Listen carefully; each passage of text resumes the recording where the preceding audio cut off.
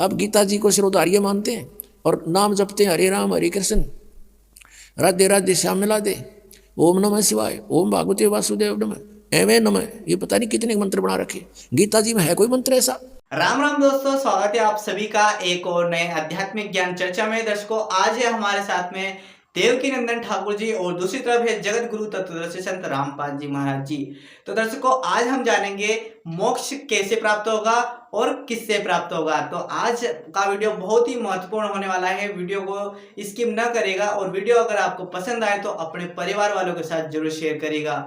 मनुष्य जन्म का मूल उद्देश्य इस वीडियो से हमें आज जानने को मिलेगा। तो चलिए देखते हैं हम देवकी नंदन ठाकुर जी के विचार, जिसके बाद हम जानेंगे जगत गुरु तत्वदर्शी संत रामपाल जी महाराज जी के विचार।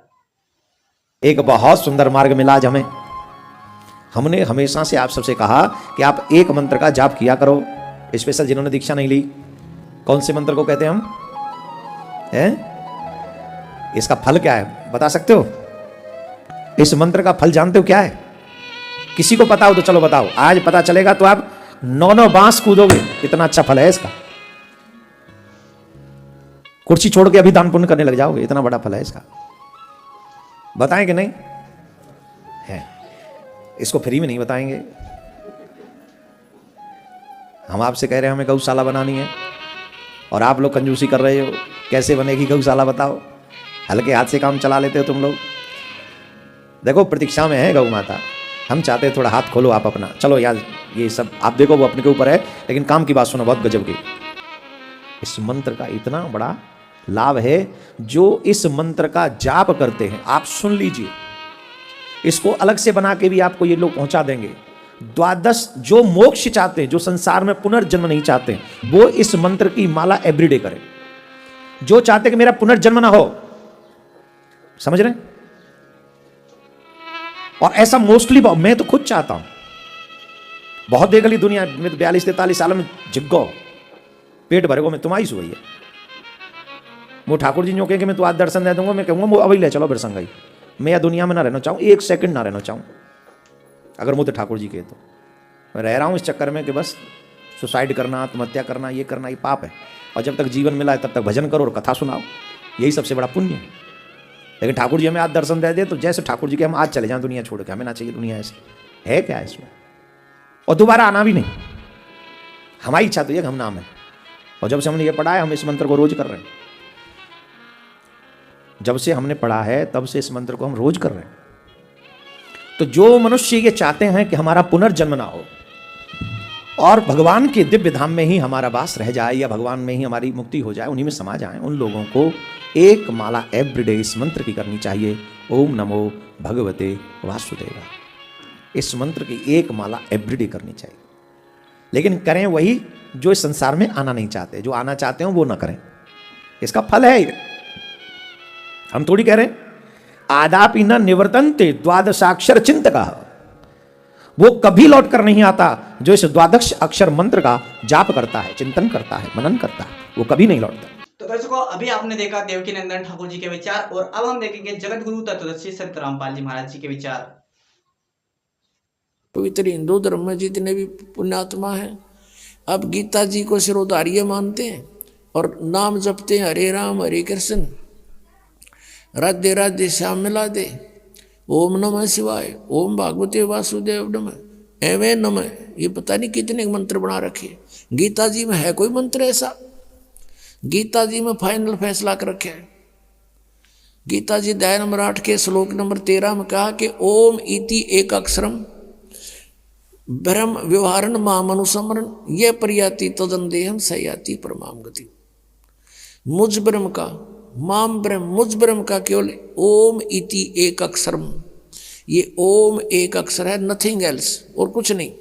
उच्चारण करके सिमरण करता हुआ जो अंतिम श्वास तक, शरीर छोड़ने तक इसका सिमरण करता हुआ छोड़कर जाता है, यह प्रयाति तदंतेहम सयाति परमाम गति, वो परम गति को प्राप्त होता है। ओम से मिलने वाली परम गति, ओम से मिलने वाली श्रेष्ठ गति कौन सी है? ब्रह्मलोक प्राप्ति। क्योंकि ओम ब्रह्म का मंत्र है। गीता जी अध्याय नंबर 7 के श्लोक नंबर 18 में गीता ज्ञानदाता ब्रह्म श्री कृष्ण जी में बोल रहा है। वो कह रहा है कि मेरी गति में ये उदार आत्मा है तो अच्छी, लेकिन ये मेरे वाली घटिया गति में ही आश्रित रही।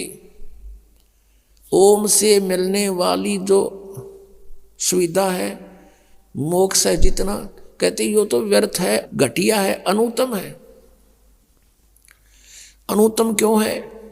क्योंकि गीता ज्ञानदाता स्वयं कह रहा है चौथे अध्याय के 5वें और 9वें श्लोक में, दूसरे अध्याय के 12वें श्लोक में, 10वें अध्याय के दूसरे श्लोक में, अर्जुन तेरे और मेरे बहुत जन्म हो चुके हैं, तू नहीं जानता मैं जानता हूं।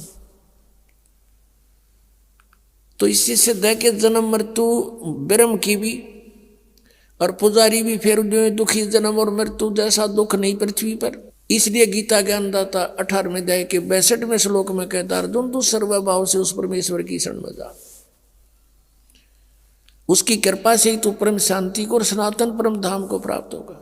अब पुण्यात्माओं 17वें अध्याय के 23वें श्लोक में गीता जी में स्पष्ट किया है कि उस सच्चिदानंद घन ब्रह्म की पूजा यानी तत्ब्रह्म, उस परम अक्षर ब्रह्म की साधना का 3 मंत्र का जाप है, उसको प्राप्ति का ओम तत्सत, ओम ब्रह्म का सरपुरुष भी कहते हैं इस ब्रह्म को, और तत् अक्षर पुरुष का वो सांकेतिक है, और सत जो है परम अक्षर ब्रह्म का। इनकी मजदूरी करनी है। इन तीनों की साधना से ही परमात्मा प्राप्ति, सतलोक प्राप्ति होगी। ओम और तत् सांकेतिक है, ये दोनों मिलकर 2 अक्षर का सतनाम बनता है। और तीसरा वो सार नाम है जो सत कहा है गीता जी अध्याय नंबर 17 के श्लोक 23 में। तो कहने का भाव ये है कि हम साधना करने का खूब कोशिश की हमने, अब पढ़े गीता और नाम ले हरे कृष्ण कृष्ण कृष्ण हरे हरे राधे राधे, कोई बात हुई या? बालकों का खेल बना रखा हमने, भगवान की तरफ जरा भी ध्यान नहीं दिया। गीता जी में है कहीं ये मंत्र, फिर जाप किस लिए कर रहे हो? परमात्मा का विधान है ये। यदि कहो कि तुम कि पुराणों में ऐसा लिखा है, पुराणों में भी, पुराण क्या चीज है, गीता जी क्या शास्त्र है।